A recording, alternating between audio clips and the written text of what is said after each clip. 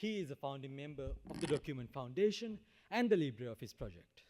He is also the chairman emeritus of the Associazione Libre Italia, an ambassador of software heritage, and a proud member of the Free Software Foundation Europe. Furthermore, he is a past board member of the Open Source Initiative. In his professional life, he is a marketing consultant with more than 4 decades of experience in high-tech PR, and a visiting professor of marketing, public speaking, and PR postgraduate courses.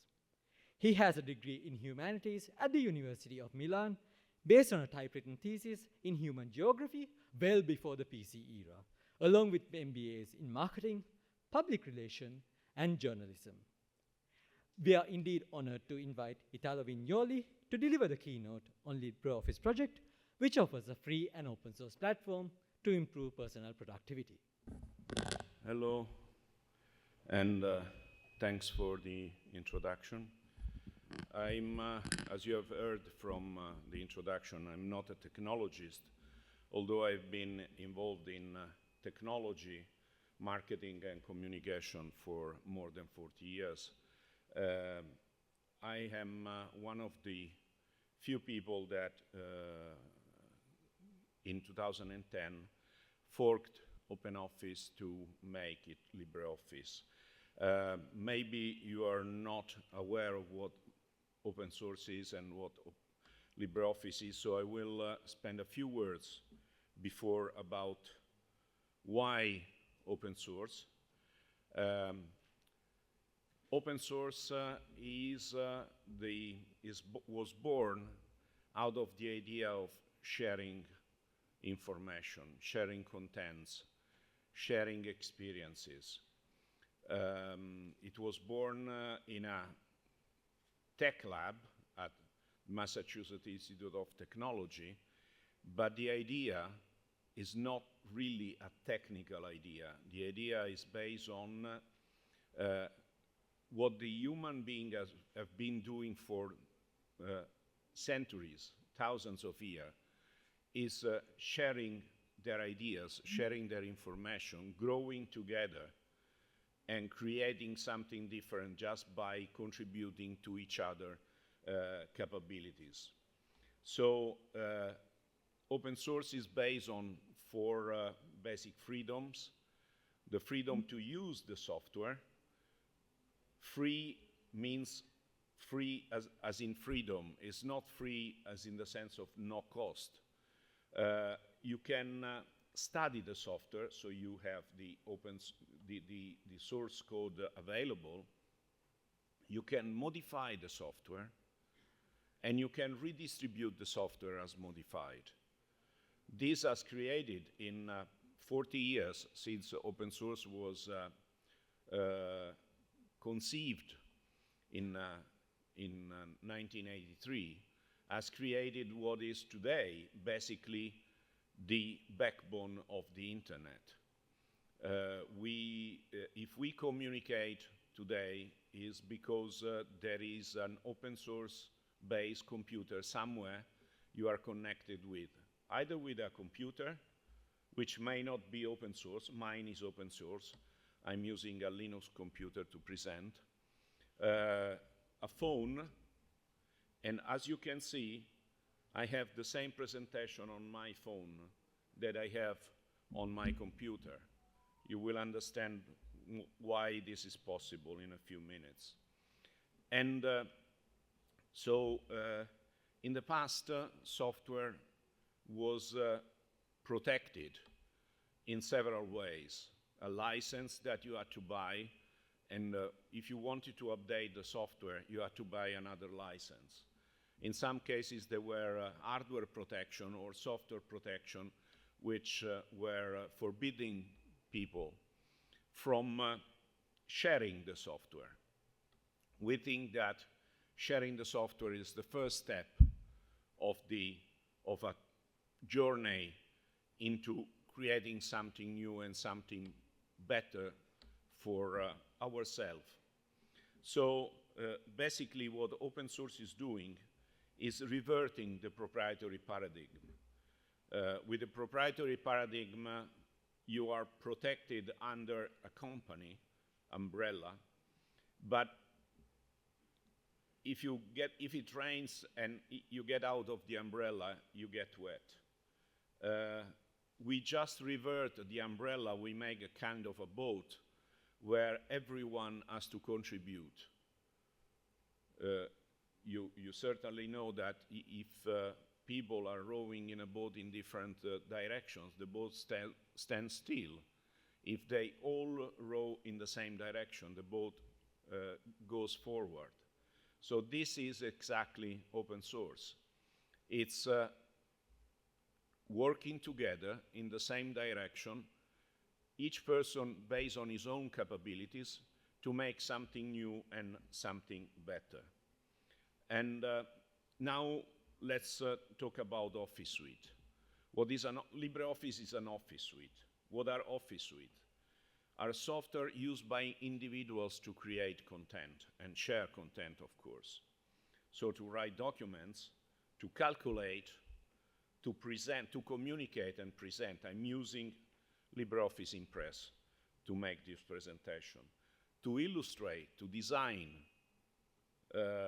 you can manage data, you can do mathematical notation. These are the 6 modules of LibreOffice. The first 4 are the most popular, but the 2 others have specific niche application. And if you want to find a reference for the Office Suite, of course, you have Microsoft Office. So LibreOffice is a competitor of Microsoft Office. The difference is that LibreOffice is free. You can download it for free. You can install it for free on your computer. Of course, if you deploy LibreOffice on a large organization, you need support. And this is how the open source environment maintains itself. It's by selling the added value on top of software. If you want consultancy, training, integration, development on top of LibreOffice, you have to pay. Because we think that you pay the experience that other people have made over the years. Of course, this is also something that in some cases helps local economies, because let's make an example about Sri Lanka. If a large organization in Sri Lanka decides to move to LibreOffice, that would foster the development or the birth of a local support capabilities, of people that locally would be able to support that company in doing the migration, in doing the trainings, in doing all the other added value necessary for the implementation. So that is something which is actually working in many geographies around the world. And we are talking, just to give you a few data, in 2023, we are talking about a market of $27 billion. And in 2025, these are analyst data, in 2025, this is supposed to exceed $30 billion, actually to exceed $31 billion. So it's a very rich market, is still growing 5% year over year, although some people many years ago started to say the Office Suite is dead. The Office Suite is not dead. We are all creating contents. Of course, some people are creating contents using other tools like LaTeX for text, but these are tools that are for technical people. The average user is using something which is easy to use, accessible, and also available in your native language. LibreOffice is, of course, available in both native language, Sri Lanka native language, in addition to English, of course. English is the basic language of any software. Just to give you a few images, this is Writer, this is Calc, this is Impress, this is Draw, and this is Base, and this is Math. Some people may ask themselves why the look is different from Microsoft Office. Because we offer flexibility. So this is our traditional user interface, but if you want, we offer 3 alternative user interfaces. So you don't have one single, you can choose the one that you prefer. This is a notebook bar, you have the compact version of the notebook bar, and you have what we call the group bar compact. This is open source. People that didn't like the interface developed the different interface to make LibreOffice more suitable for their needs. We integrated, of course, the source code, and now we offer the 3 alternative interfaces to everyone. This is the beauty of open source. You can make it better for yourself, and you can make it better for the entire community. We make a progress together. LibreOffice was based out of OpenOffice. OpenOffice was an open source software launched in the early 2000s based on a 15-year-old software developed in Germany. It was called StarOffice. So if someone is asking himself if LibreOffice or OpenOffice were a clone of Microsoft Office, no.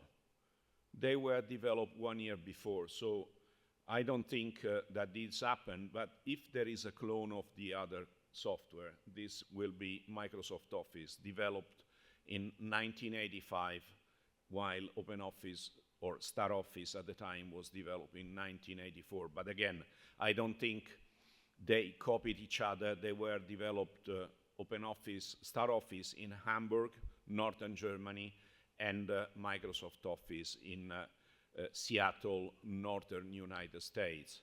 So a few thousand kilometers apart from each other, so it was not definitely a clone of each other.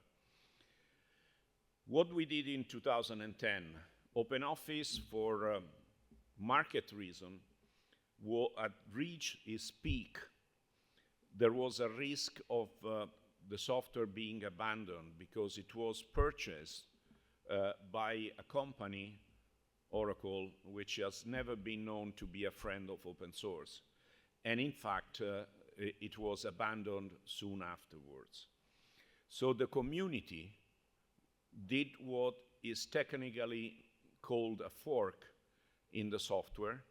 So we took the source code, which was available, and we started to add development to our version of the source code. We decided to use LibreOffice. Libre is the Latin word for free. So it's not because it's Latin, but it's because it's something, Libre is a root for free and freedom in many, many languages. Even in English, you have free, but you have also liberty. So this is a suggestion of something which is fostering end-user freedom. But we didn't stop in 2010. So over 10 years, we have developed LibreOffice to become something more than a single product. So in 2010, LibreOffice was, as it is today, a full feature Office suite. But it was just for the desktop. In 2010, there were just a few products for the cloud. They were not as mature as today. Today, LibreOffice is available in several flavors. We have LibreOffice for the desktop, is what I'm using now.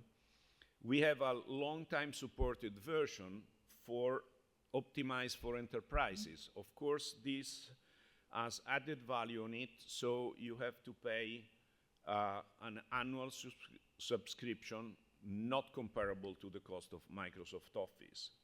We have LibreOffice Online for the cloud. Again, if you want a software supported on the cloud, you have to provide some money to the people that are maintaining the software. we have LibreOffice Mobile for Android and iOS, and LibreOffice for Chrome OS. All these products, in some cases, have different names because thanks to the open source license, they've been developed or released by a different company, not by the Document Foundation, which is the not-for-profit that is coordinating the LibreOffice project. So they may have a different name, but at the end of the day, they have a single architecture behind it. This is different from what the other Office suite have done.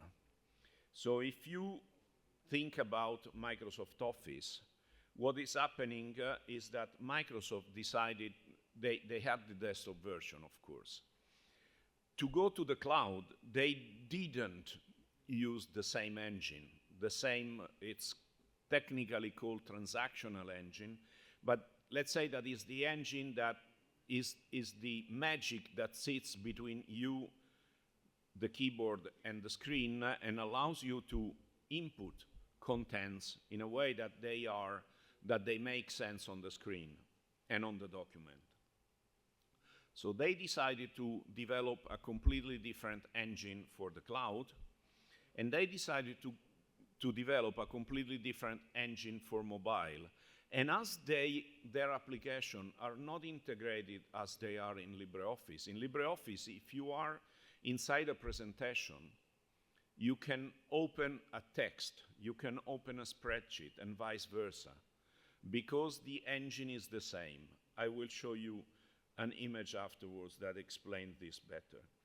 So what happens is that you have, at the end of the day, you not only have different products with different UIs, which is normal, because the UI that you have on a large PC screen cannot be the UI that you have on a small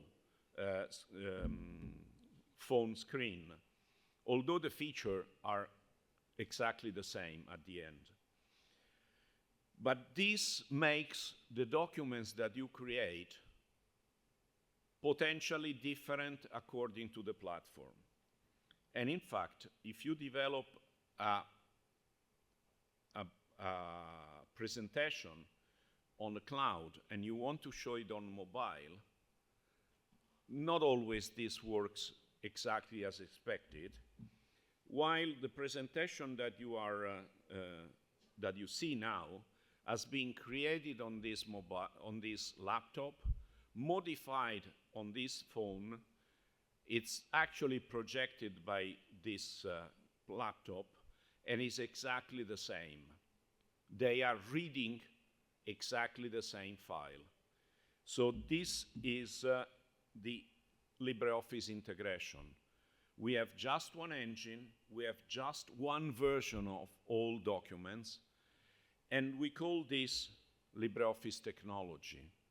So LibreOffice is a product, but it's also a technology that allows the community, allows technically savvy people to develop new products, new versions according to their needs, to personalize the version if they need something different for a company, to add some features.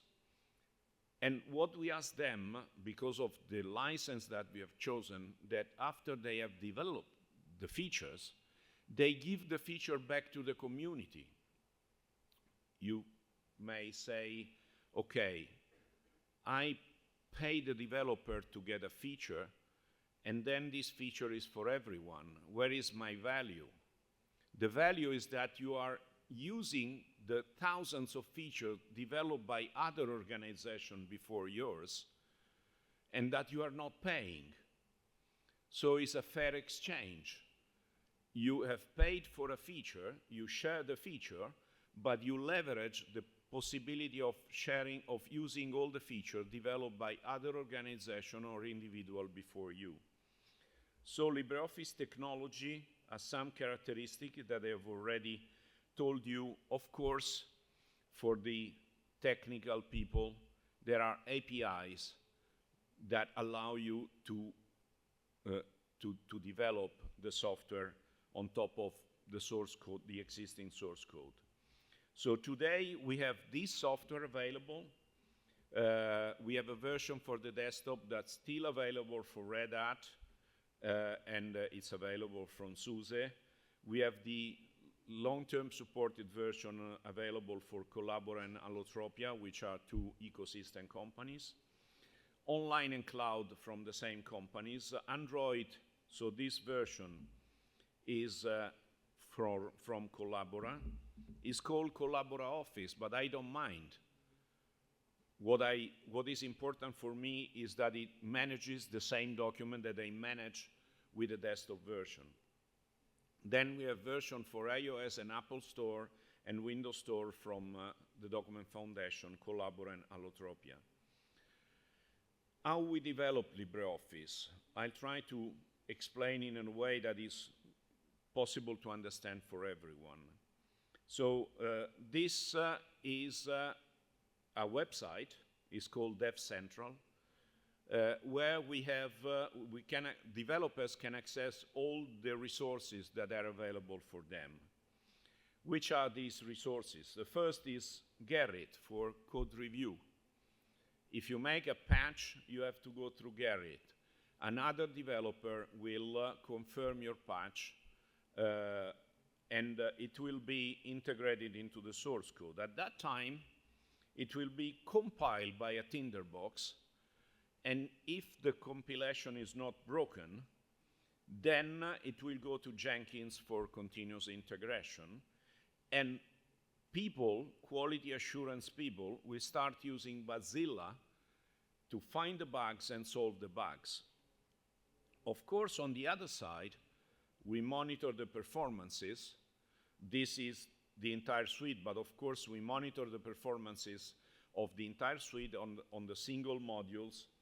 And to do this, what we use documents that users are sending us. Many users are sending us problematic documents. If everything works, the user will never send you a document. If something is broken, the user will send you a document complaining. And we use those documents to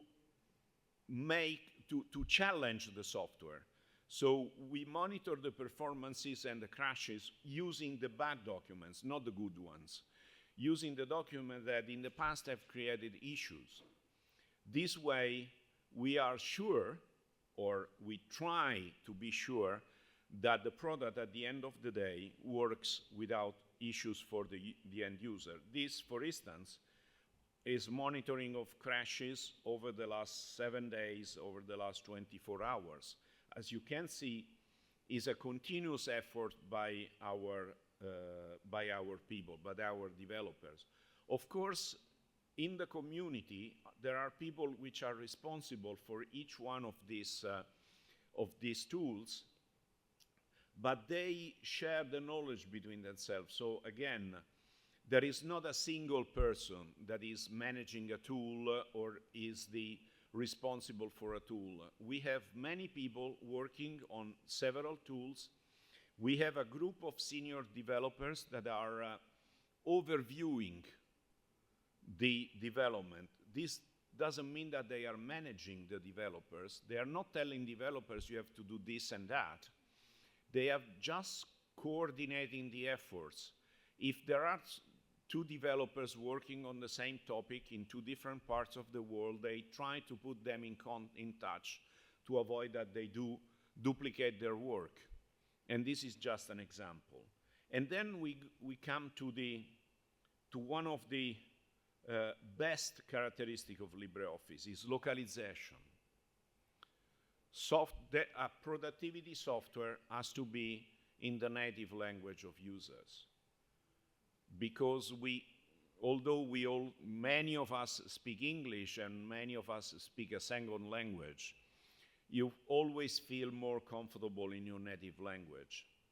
So this is Weblate, the tool that we use for localization. And we have a huge localization infrastructure. So LibreOffice is available in 120 different languages. There's no other desktop application available in that many languages. The only application that is able to acknowledge more languages is Wikipedia. But then LibreOffice is way ahead of any other application supposed to create contents. We have 150 native projects, which means that in the next years we may have another 30 languages which are released with LibreOffice. We have over 5,600 translators that are doing over 400,000 translations. These are, of course, strings, not characters, every release. So LibreOffice is available in more native language than any other desktop application. As I said, it's available in both languages here in Sri Lanka. Is available in most languages of India, that has many more official languages. Is available in Nepalese. It was not available in Nepalese up to 3 years ago, when a group of guys, they met and they decided that they wanted to have LibreOffice in Nepalese. So they started to organize a localization sprint. The foundation has supported them financially, just by paying for the location and for some T-shirts that were celebrating the localization sprint. And now we have LibreOffice in Nepalese, but we have LibreOffice in many languages, even some languages that were at risk of disappearing, like the Guarani language in South America is a language spoken only in the agricultural area of Paraguay and northern Argentina. So it's not a language supported by a strong economic community. And of course, companies that are looking at the money were not providing a version of their software in Guarani. So the schools in these areas where students are using Guarani, because that is their native language, is an official language of Paraguay and Argentina, they were at risk of losing their touch with the language. So now they have LibreOffice in Guarani. They use it in their native language. Before they were forced to use a software in Spanish, and maybe some of them do not speak Spanish. They were learning Spanish at school exactly as another topic. And this is just an example. 11 Zulu dialects in Africa, we have them. So it's really something that we are extremely proud of, because this makes LibreOffice useful for the large global community. And now let's touch a topic which is very important, and is security. So what we do, we use tools that help us to make LibreOffice more secure. Coverity Scan is a software that is available for free for open source project. It's a static code analyzer. We run it every week, and every week it finds issues. What is incredible is that LibreOffice developer managed to get to that level, 0.00001. There are other 2 zeros before the 1 of defects. You say this is 2021. Yeah, but in 2023 the situation has not changed. We are still here in comparison with the average of proprietary software and open source software. As you can see, on average, open source software is better than proprietary software. Why? Because there are many people that are looking into the source code, not just the people working for a company, but other people in other environments, in other geographies. For instance, I mean, your language are not left to right writing, but left to right writing is very important in some areas and some geographies and culture. We have many people in those geographies and culture that are helping us in improving our right to left performances. And you can improve right to left performances only if your mind is used to write from right to left, not if you try to understand and mimic that, what can happen if you are working in an English-based environment. So this is something which is important. We adapt. We try to make the software available and working okay, not just for English, but also for all the other languages and geographies that we serve with our product. But static analysis is not enough. We also use fuzzing processes. Don't ask me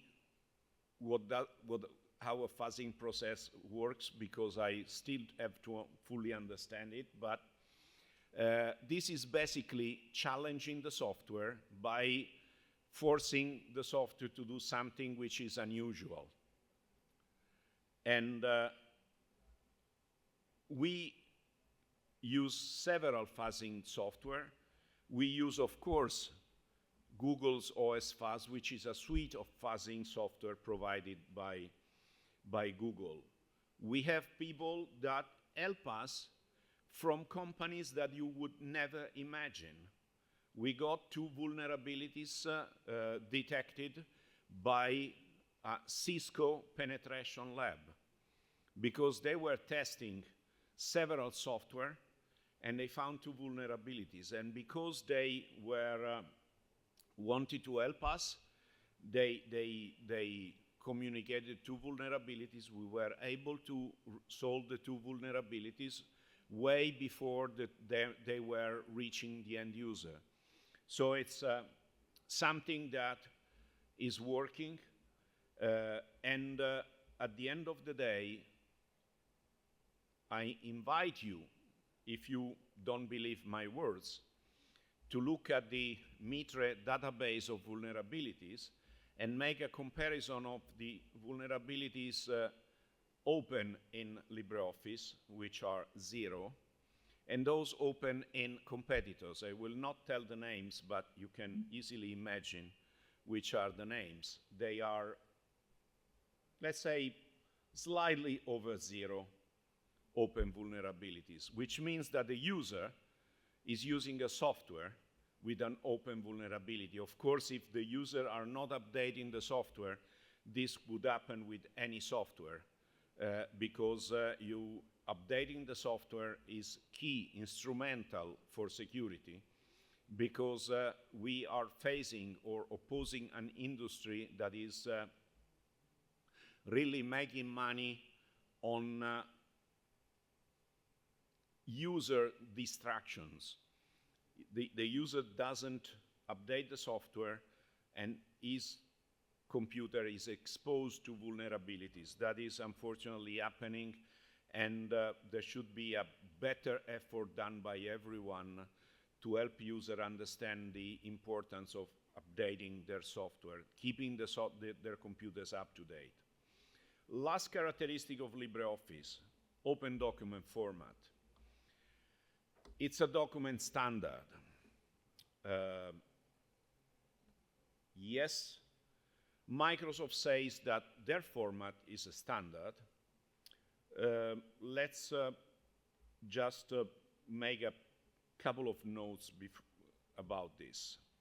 Open document format is at version 1.3, and at the moment, which is now at ISO for standardization, but is already an OASIS standard, so it's already recognized as a standard.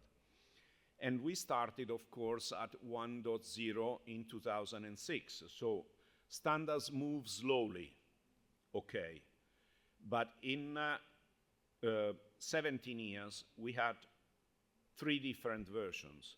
1.1 was never really a standard. So we had 1.0, 1.2, 1.3, and we are actively working on 1.4. Office OpenXML was standardized in 2008 in two versions, one transitional, and a standard cannot be transitional, sorry. That was something that ISO accepted, but it was not really proper, because a standard has to be forever, and one strict version. At the time, the agreement was that the transitional was staying there for 2 years, and starting from 2010, which means the next version of Microsoft Office at the time, it would be just strict. We are in 2023, and all Microsoft Office versions are generating transitional versions. Some of them only transitional versions. Some version of Office for Macintosh are not producing the strict version. Some version of Office 365 are not generating or writing the strict version. So basically, 99.99% of the Microsoft Office document that you are using are non-standard. They still include binary components, which make them non-standard, proprietary, and as such, out of your control. Because you cannot, in any way, access their full contents. That you will be able to access their XML contents, but if there are binary components, you will not be able to access their binary components. So the ODF philosophy has been to create a document format for the future, a document format that was intended to serve the user and to provide the user a tool, because a document format is a tool, to manage their contents, to control the governance of their contents, and to share contents and information, because the document format was interoperable. This, of course, in 2006 meant that the software developer had to change some of the document formats, because there was no native document format of any application that was a standard base. So we accepted to change the document format, that was the OpenOffice document format at the time, to make a format that is independent. It is not governed by a company, but is governed by an organization called Oasis. It's a consortium of companies. Inside the Oasis, there are libraries, end users, companies, individuals. There are software company, hardware company. So it's really, Bank of America is inside Oasis. So it's really independent. It's interoperable, which means that if you send a document from a computer to a computer, but not only, from a computer to a phone, the format is exactly the same. It's neutral. It's not supposed to give advantage to any software, because it's important that the user gets the advantage of the format, not the software gets the advantage of the format. And it's perennial. You will be able to open an ODF 1.0 document in the future. Of course, it may happen that at a certain point that would be broken, but it will be communicated in advance. I challenge you to open a Microsoft Office document from the early 2000s with any version of Microsoft Office today. In some cases, it won't open at all. In that case, install LibreOffice, it will probably open it. So the advantages of ODF are that it's solid and robust, is consistent across operating system. What you create on a Macintosh or on a Linux PC is identical to what you create on a Windows PC, and on a smartphone, and on the cloud. It's truly interoperable, really. I have never got, and I'm using ODF since 2006, and in almost 20 years, 17 years.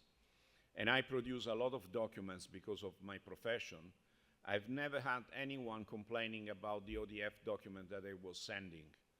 Worst case, they asked me which font did you use to create your document, because the document was looking funny because my font was not installed. I use only free fonts. So the next message would be the font is attached, install it on your system, and the document will show properly. It's predictable. This is especially true for technical people. If you create an ODF document in a certain way, it will be that way, because the mechanics of the format are clear and predictable and are always the same. So it's the best standard file format for user of personal productivity software. Why? Because it gives the user full control on the documents. Of course, you may ask how compatible we are with Microsoft Office. We must be compatible with Microsoft Office. And although it's really difficult to be fully compatible with Microsoft Office, we are really close to 100% compatibility. On many documents, we do this round-trip test. We get a document, and again, these are the documents that users send us because they are problematic. We open it, we change it with LibreOffice, we save it, and we reopen with Microsoft Office. The document has to be readable, the first, the intermediate, the last one. These are some examples. These are complex documents because they have graphic. Of course, a letter will always open, or will open 99% of the time in the right way. A letter is a simple document. We are talking about documents with graphic elements, with a graphic complex formatting. So just to come to the conclusion of this, in the past we were used to proprietary document format exchange. You had to have the same version of the software to open the document. Today, many people are used as a pseudo standard exchange of documents because they exchange Microsoft Office document, but in some cases the document do not behave perfectly, especially if they are not using Microsoft Office. And this is something that, what does it mean? It means that Microsoft is trying to protect their share of that $27 billion market, which is a rather sizable share. Real interoperability is with ODF. If you want to get back all your contents, use ODF. Then if you have to share that with someone that is insisting in using Microsoft Office, you can save them in Microsoft Office format. That is okay, it works. But for instance, and you have to believe me, but I can give a technical demonstration of that if you want. I will do that. We will do that on Friday at the workshop here at the university.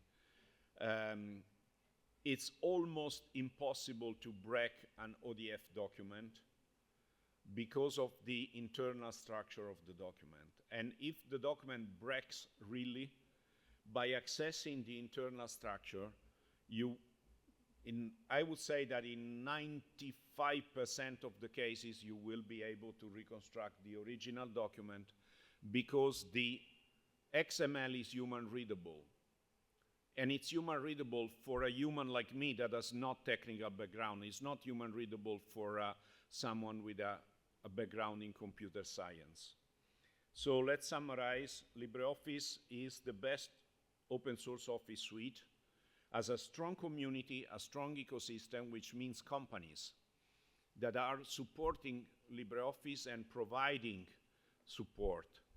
I don't know if this exists here in Sri Lanka, but we would be happy to help Sri Lankans, either companies or individuals, to become experts in supporting LibreOffice, to help companies, the university, a ministry, I don't know, a bank, to migrate maybe 80% of the desktop to LibreOffice. We don't want to get to dominate the world of Office Suite. We just want to help the users to have an alternative which is good and which helps them to have digital citizenship or digital sovereignty, which means to be in control of their documents, because they can have governance of the format, which is something that doesn't happen with proprietary format. And of course, there is a huge community that I invite you to explore. We have two websites. The first one is LibreOffice.org. The second one is documentfoundation.org. You are really invited to access them, to send emails if you have some curiosity, to ask for support if you need some support. We are really willing to help build a community here in Sri Lanka, because we think that is something that can really help especially the students, because growing your skills on open source doesn't cost you anything, because the source code is available. You can just download. We can help you in finding the development tools, in using the development tools.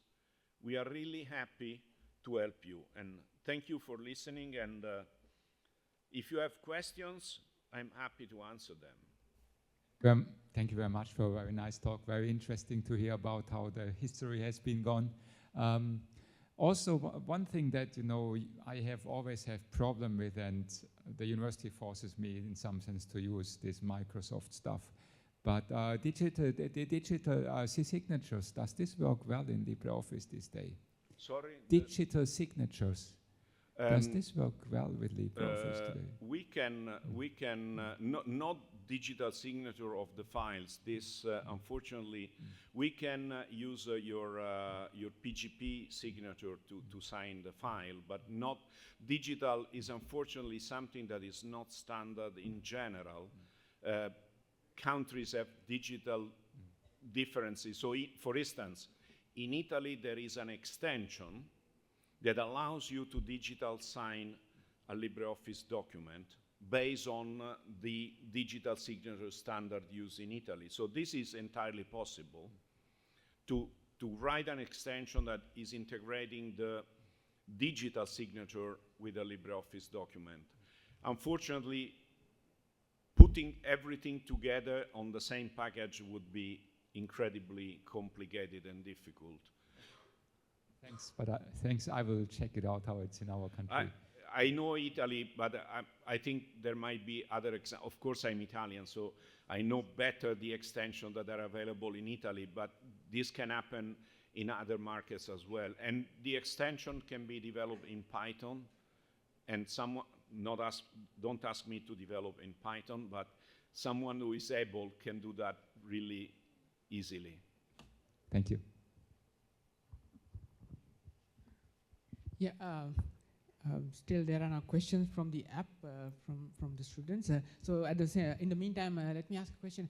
Actually, as a open source software user myself, I really admire the work of the Document Foundation. One thing I've noticed that, like nowadays, okay, there's Microsoft Office Suite, right? And then there's Google Docs and the cloud-based platforms. In your opinion, or based on the information you have, how much the Microsoft Office impacted by the cloud-based services? because still LibreOffice doesn't have a cloud-based solution. We have a cloud base. It's called Collabora Office. It's a cloud-based version of LibreOffice. Of course, you need, for instance, if you install Nextcloud, and Nextcloud is an open source cloud, the Office version of Nextcloud is LibreOffice. And on top of that, and that is free, but if you want let's call it professional, but it's wrong calling it professional. Let's call it the supported version. You just add the Collabora version. You have to pay a fee to Collabora because they maintain the server, they maintain the integration. Of course, we don't make available, but there is a reason, is the binary for online. Why? Because only a few people would be able to install the online in a sensible way. Because to install online, you have to install a server, you have to install access services, so and secure access services. You have to ensure integration in the network. So as LibreOffice has traditionally been easy to install for everyone, if we provide the binary of the online,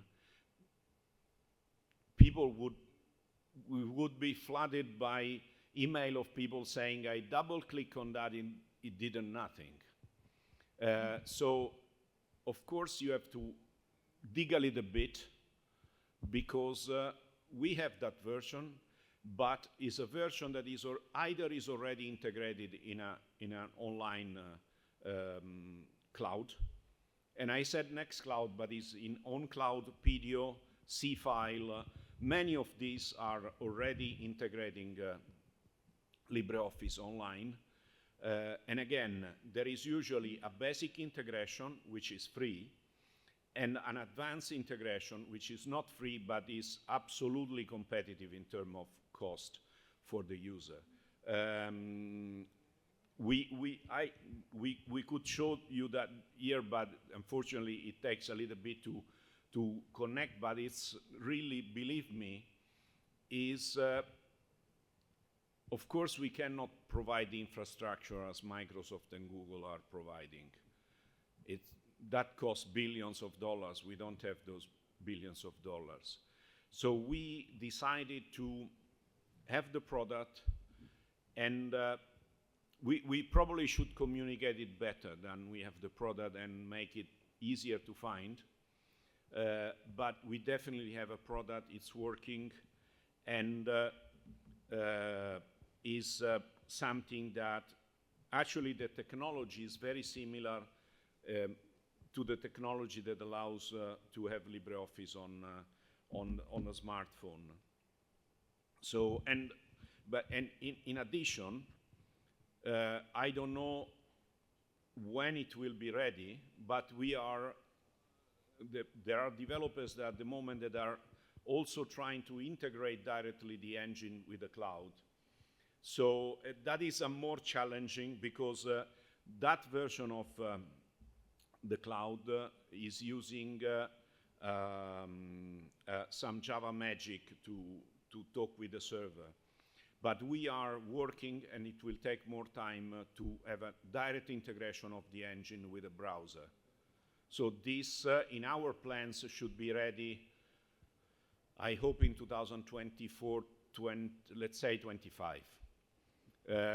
We have seen a demo, but it's still a little rather buggy, so we have to work to make it work properly. But at the last conference in Bucharest, it was in September, there was a demo of the integration.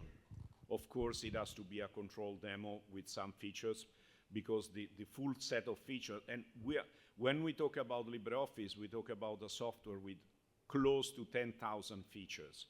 So something which is not trivial to integrate at any level. Yeah, there are a few questions coming from the students. Actually, I'll pick one.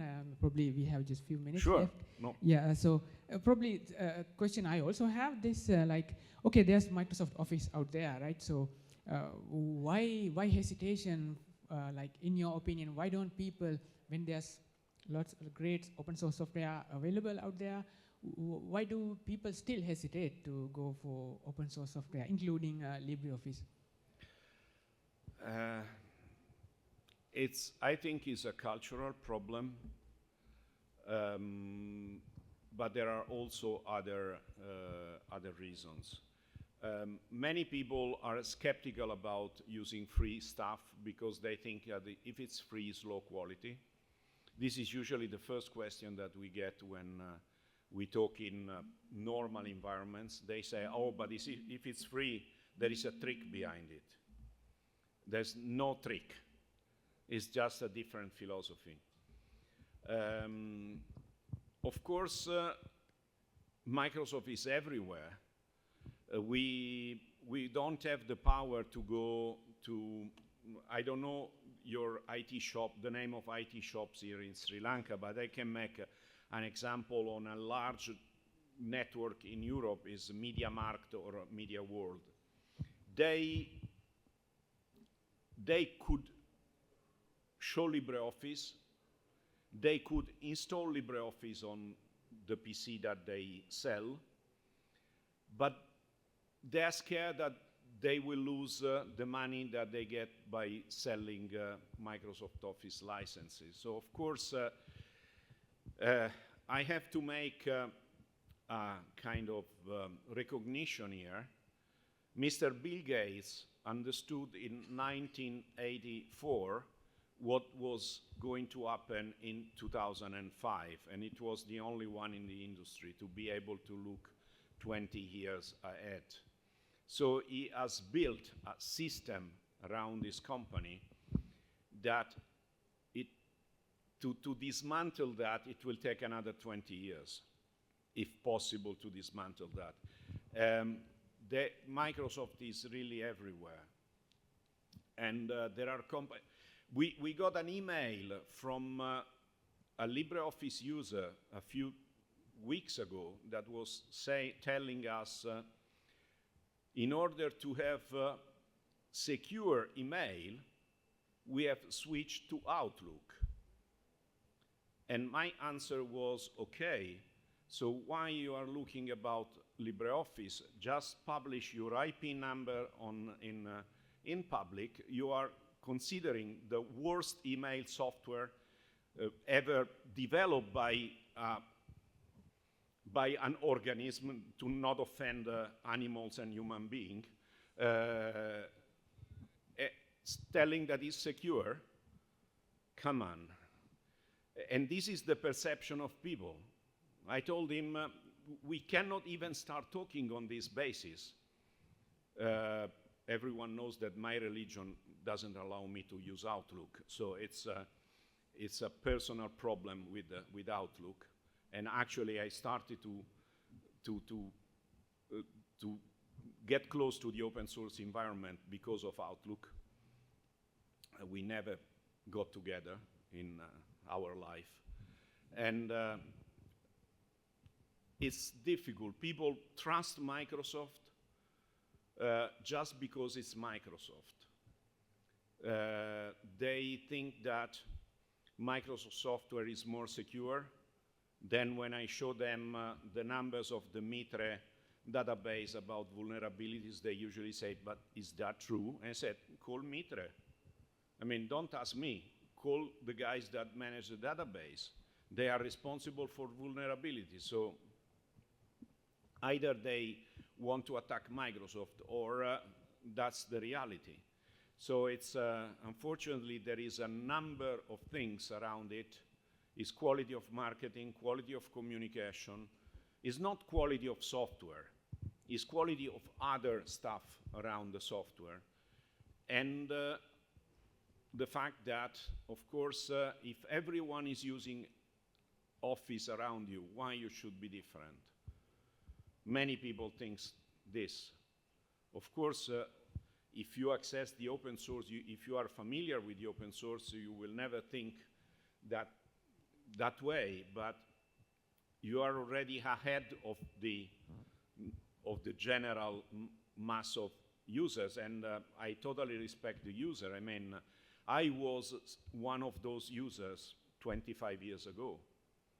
So it's the only thing I never use Outlook. I was using Eudora before, when Eudora was still, young people do not know, but Eudora was a fantastic email software.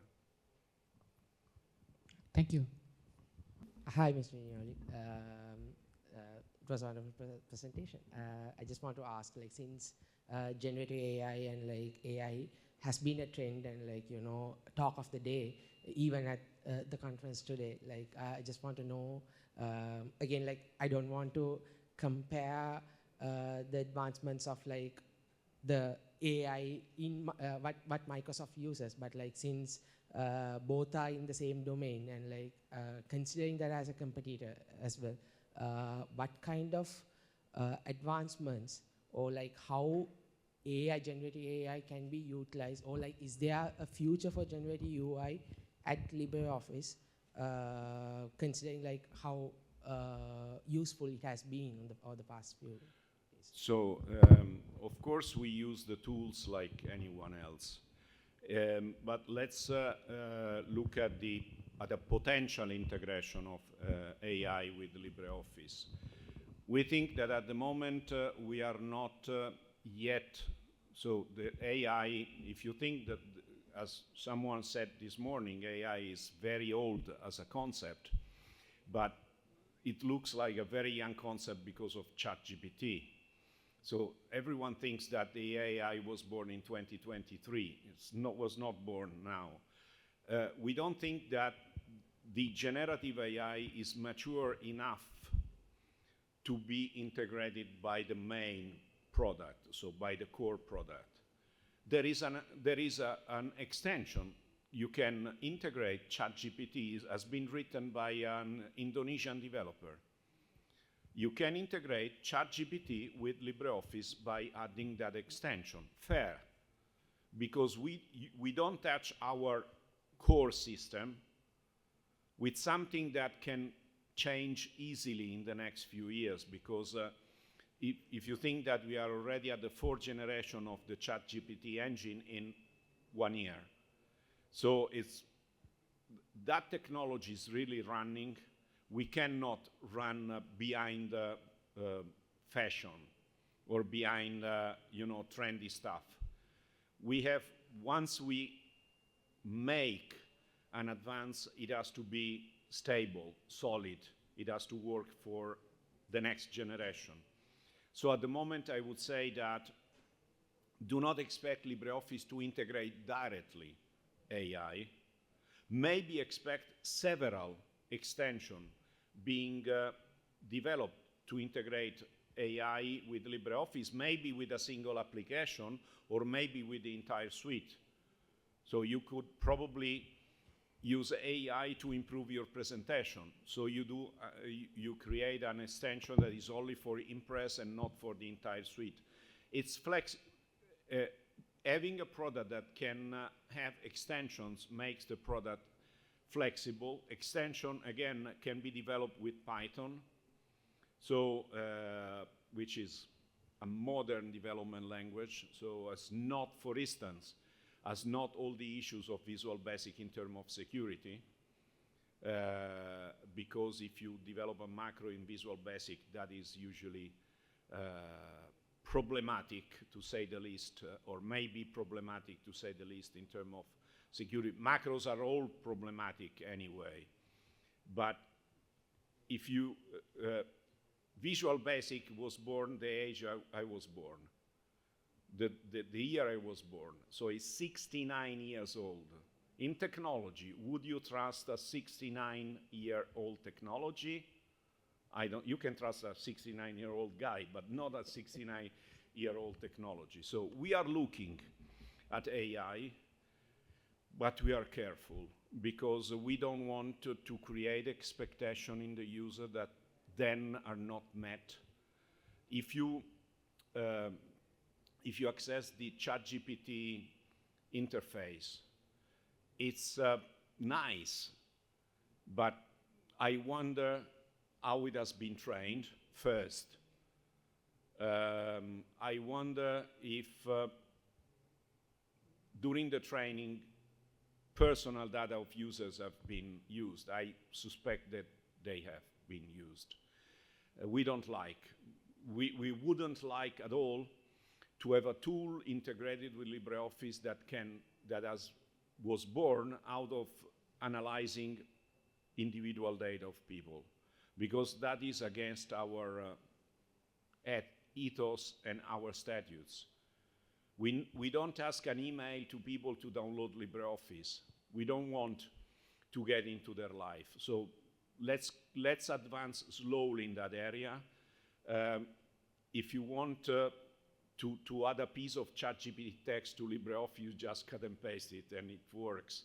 So we prefer to leave to the user and to their responsibility the integration at the moment. Then there is the extension, and then we'll see.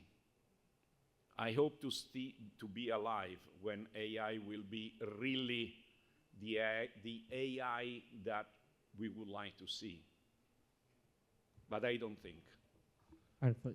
So like, how about the community at the moment? Like, are they in sync with the stance of LibreOffice on like the progression of AI in there, or like is there any conflict of interest among the community of developers? Yeah, of course we are looking at the technology, but don't ask us to write LibreOffice code using ChatGPT.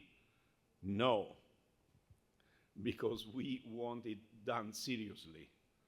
So we need a senior developer to look at the code. We have had people trying to send it patches done by ChatGPT, okay. All senior developers had a nice time with that guy because they said, come on,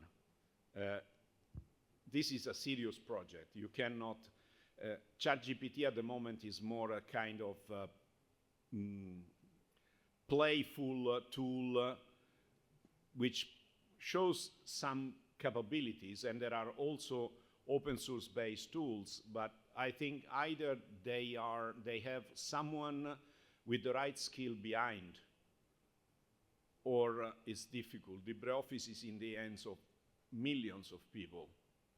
We have to be responsible in this case. We cannot put in the hand of millions of people something that is not tested, attainable, done in the right way, and secure, predictable, and so on and so forth.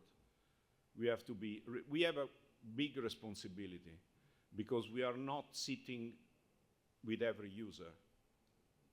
And we don't have anything to sell because we don't sell a product. So we don't have to tell people, look, this fancy feature that is based on artificial intelligence. We don't need that at the moment. Maybe we will need it in the future, but there is, in my opinion, and you can think that I'm old and therefore my opinion is outdated, but in my opinion, we still have to go a little bit ahead before having an AI which is really, it's wonderful to have the discussion during conferences because these are the place where you can share ideas. Of course, I'm not telling that we don't have to talk about AI, absolutely not. I was much interested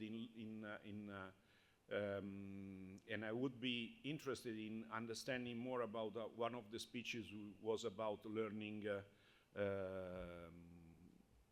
natural language, because that is something which I think may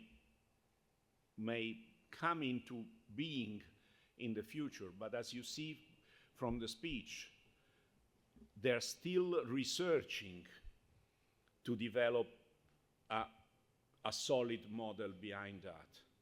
Then, of course, you can have something which is based on Google search that generates a talk, and you think that you are speaking with a human being. But come on, I don't think this is really real artificial intelligence. I want an artificial intelligence that challenges my intelligence, not that puts together two pieces of two talks and makes one talk which makes sense, because what we have today with ChatGPT is probably slightly more than that. I want a nasty question made by an AI to me, something that I have to think for 10 minutes to give an answer. That would be AI. Otherwise, it's nice, okay. It's to fill in forms is fantastic. I'm using it. If I have to fill in a form and say, why are you going to Sri Lanka? I ask the question to ChatGPT, it provides an answer, I fill in, it's okay, perfect. That is, so in that case, it's perfect, but it's a toy, it's a tool, it's something we can play with, but I would not trust, as I trust a computer, and I'm not a technical guy, so I trust the developers that have worked on this machine, which are Linux developers, LibreOffice developers, and many other hardware developers. So there is quite a lot. I don't think that in 1 year or in a few years you can replace the human intelligence, or it took several thousand years to get where we are. It will take less for AI, but not 2 years, sorry.